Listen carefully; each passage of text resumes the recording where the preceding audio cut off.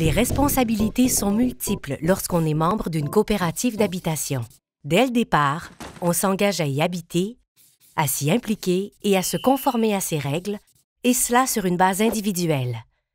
La coopérative, quant à elle, s'engage à offrir un logement de qualité à bon prix au sein d'un milieu de vie démocratique et participatif.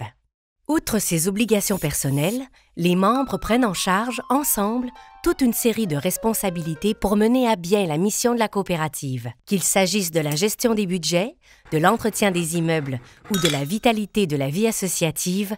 Les membres s'organisent pour agir de manière efficace dans l'intérêt de la coopérative. Ces responsabilités sont partagées à même le plan de gestion.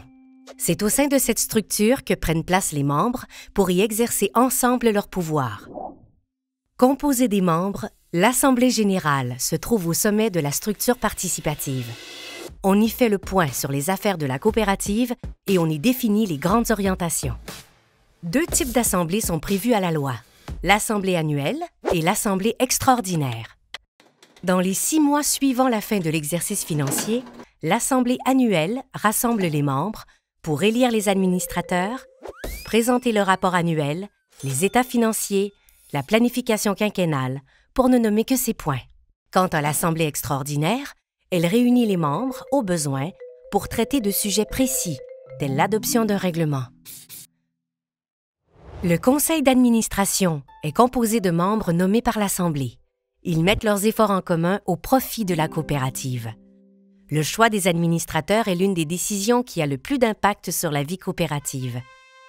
L'importance pour les membres de nommer les bonnes personnes est donc cruciale. Les élus doivent se comporter de manière exemplaire et avoir à cœur les intérêts de leur coopérative. Un truc tout simple pour contribuer à faire les bons choix. Lors de la mise en nomination, invitez les candidats à exprimer leur motivation à occuper un poste d'administrateur. Cela permettra aux membres d'être mieux informés pour voter et faire le bon choix. Les comités sont formés pour répondre aux besoins de la coopérative. Ils représentent des espaces d'implication active pour les membres, permettant de partager les tâches de manière structurée et de répartir le pouvoir au sein des instances. Ainsi, les comités sont en lien constant avec le conseil, participant ensemble à la gestion de la coopérative. De nature organique, la réalité de la coopérative change au fil du temps. Il est donc souhaitable d'évaluer sa structure sur une base régulière, permettant ainsi de revoir des façons de faire si nécessaire. La participation active des membres est la source vive de la vie d'une coopérative. Par la mise en place d'un plan de gestion, offrons à nos membres l'espace nécessaire pour une implication riche où le travail s'accomplit en équipe, contribuant ainsi à la vitalité de la coopérative.